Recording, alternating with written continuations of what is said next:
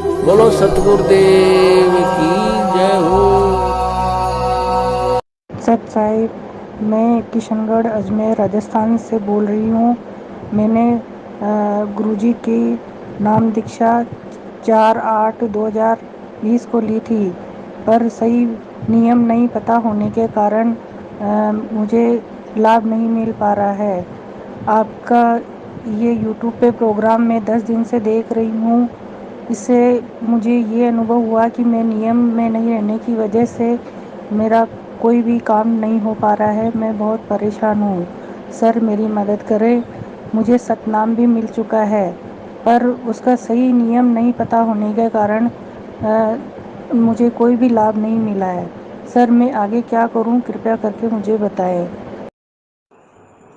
बंदी छोड़ सतगुरु रामपाल जी महाराज जी की जय हो। परमात्मा की सभी प्यारी आत्माओं को दास का सत्साय। बहन जी देखिए, नाम दीक्षा आपने ले ली है, प्रथम नाम भी आपको मिल गया, सतनाम भी आपको मिल गया, भक्ति भी आप जी कर रही हैं। देखिए बहन जी, अब आपको ये मालूम हो गया है कि भाई सतलोक आश्रम मैनेजमेंट हरियाणा के द्वारा हमें जिस तरह से प्रथम नाम या सतनाम दिया गया है, तो वो नाम दीक्षा देने का आदेश हिसार जेल से सतगुरु रामपाल जी महाराज जी का नहीं है। और भक्ति मार्ग में यदि गुरु जी का आदेश नहीं है तो वो चीज आती है बहन जी फर्जीवाड़े में। तो अब आप जी ने क्या करना है, चूंकि आपको सच्चाई का मालूम हो गया है, तो ध्यान रखिए, नाम परमात्मा का है। नाम आपको चाहे डीवीडी से मिला हो, चाहे मोबाइल से मिला हो, चाहे किसी भी तरीके से मिला हो, उस मोबाइल या डीवीडी में नाम केवल आपको सतगुरु रामपाल जी महाराज जी के माध्यम से ही मिला है, क्योंकि उसमें गुरुदेव का ही वीडियो है।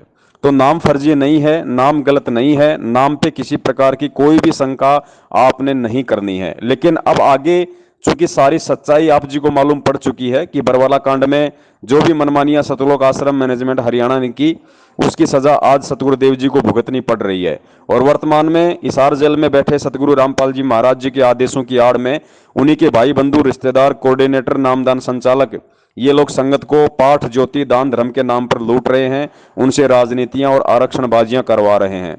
तो ऐसी स्थिति में बहन अब हमें सावधान हो जाना चाहिए और हमें अपने सतगुरुदेव जी से दंडोत करके समायाचना मांगनी है कि हे परवरदिगार, हे परमेश्वर, आज से पहले हमें कुछ भी नहीं पता था, हमने तो आप जी के सत्संग सुने, सत्संग हमारी आत्मा को भाए तो परमात्मा नाम लेने की इच्छा जागृत हुई, हमने भले बुरे और सही गलत का निर्णय नहीं किया, ये हमारी गलती हुई। तो परमात्मा अब हमें सच्चाई का मालूम पड़ गया है कि नामदान के अंदर फर्जी हैं। आप जी का जेल से इस प्रकार नाम दीक्षा लोगों को दिलवाने का कोई आदेश नहीं है, लेकिन परमात्मा नाम आपका है। और हम आज से वचनबद्ध होते हैं, हम आज से प्रतिज्ञा करते हैं कि हे परमेश्वर, जब तक आप हिसार जेल से बाहर नहीं आ जाते हो तब तक हमें जो भी नाम मिल गया, चाहे प्रथम नाम हो चाहे सतनाम हो, हम मर्यादा में रह के आप जी ने जो नियम बताए हैं, जो परहेज बताए हैं, उसी विधि से मर्यादा में रहते हुए हम अपनी भक्ति करेंगे, अपना काम धंधा करेंगे। परमेश्वर कोई छोटी मोटी गलती त्रुटि यदि हम नीचों से हो जाए तो परमात्मा उसके लिए आप हमें क्षमा करना।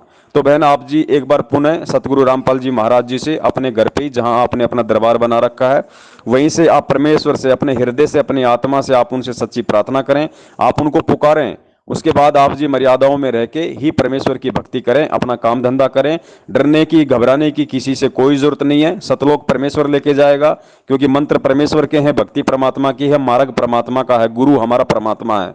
हमें उनके भाई बंधु रिश्तेदार कोऑर्डिनेटर नामदान संचालक किसी की चप्पल नहीं चाटनी बहन, परमेश्वर की गुलामी करनी है, उनके ज्ञान की गुलामी हमें करनी है। इसके अलावा किसी से हमें कोई भय नहीं। आज के बाद ना हमें इनके किसी भी नामदान केंद्र पे जाना है, ना हमने वहां पे किसी भी तरह का एक रुपए के रूप में भी ज्योति पाठ दान धर्म के रूप में इनका सहयोग करना है। वरना सच्चाई पता चलने के बाद में यदि हमने 1 रुपया भी इन नालायकों को, इन मां ठगों को दिया, तो परमेश्वर कहते हैं कि दान केवल सुपात्र को दिया जाता है। सुपात्र केवल पूरी पृथ्वी पे वर्तमान में सतगुरु रामपाल जी महाराज जी हैं। इसके अलावा चाहे उनका बेटा बेटी हो, उनकी पत्नी हो, माता पिता हो, भाई बंधु हो या अन्य कोई भगत हो, सबके सब कुपात्र हैं। और भक्ति मार्ग में ज्योति पाठ दान का पैसा, 10वें अंश का पैसा केवल अपने सतगुरु को दिया जाता है। अन्य को दोगे बहन जी, वो कुपात्र होंगे। कुपात्र उस पैसे का दुरुपयोग करेंगे तो उसका खामियाजा देने वाले को भोगना पड़ेगा।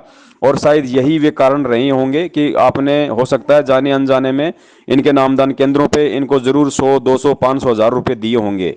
अगर नहीं दिए होंगे तो जरूर आप इनके मनमाने आदेशों पे आपने ऐसा कोई वो कर्म किया होगा जो ये लोग हर दिन एक पीला पर्चा निकाल के संगत को भ्रमित करते रहते हैं। जिस कारण से एक तरफ तो आप जी भक्ति कर रही हैं, दूसरी तरफ इनके मनमाने आदेशों की पालना करके आप जी परमात्मा का विधान तोड़ रही थी, जिस कारण से आपको भक्ति मार्ग में कोई लाभ नहीं हो रहा था। अब आप जी को सच्चाई समझ में आ गई है तो परमेश्वर दया करें। आज ही सतगुरु रामपाल जी महाराज जी से दंडवत करके हृदय से उनसे प्रार्थना करें कि हे परमेश्वर, जब तक आप हिसार जेल से बाहर नहीं आ जाते, चाहे आप आओ कल, चाहे आप आओ 10 साल बाद, परमेश्वर मैं विश्वास के साथ ये भक्ति मैं करती रहूंगी। जो भी मंत्र मुझे मिल गया वहीं तक की मैं साधना में लगी रहूंगी। आगे का मंत्र आकर आप ही मुझे दोगे, आपके अलावा किसी को मैं 1 रुपया दान धर्म के रूप में नहीं दूंगी। और परमात्मा, कोई जाने अनजाने में छोटी मोटी गलती हो जाए, क्योंकि बहन जी परमात्मा को पता है काल भगवान का लोक है, यहाँ पे 100 प्रकार की आपदाएं इस मनुष्य के ऊपर आती हैं। कोई शारीरिक है, कोई आध्यात्मिक है, वैसे कोई रिश्तेदार का, परिवार वालों का कोई दबाव हो जाता है, तो छोटी मोटी त्रुटियां जानबूझ के भी हो जाती हैं। तो ऐसी स्थिति में हमें घबराना नहीं है, हमें डरना नहीं है। हमने केवल उन चीजों को अपने मन से नहीं करना, उन चीजों में करने के लिए हृदय से, आत्मा से स्वीकृति नहीं देनी है। इसके अलावा यदि दबाव में यदि ऐसा कोई काम होता है तो वो परमात्मा अंतर्यामी है, मजबूरी परमेश्वर अपनी आत्मा की समझता है कि भाई हाँ ये जानबूझ के कर रही है या इसकी कोई मजबूरी है। ऐसी स्थिति में हम परमात्मा को पहले हम दंडवत प्रणाम करें, मालिक से हम समायाचना करें कि परमेश्वर यहाँ मेरा बचना बड़ा मुश्किल है। उसके लिए हम उस परमेश्वर से हम दंडवत करें, समायाचना करें। और बाकी हम बहन जी नियमों का हम ध्यान रखें। छोटी मोटी त्रुटि हो तो आत्मा से परमात्मा का संबंध है, डायरेक्ट अपने सतगुरुदेव जी से, अपने घर से, अपने कहीं से भी, चाहे पहाड़ पे बैठ के परमात्मा से अर्जी लगा दो। परमेश्वर आत्मा की सुनता है, मन की बकवाद नहीं सुनता।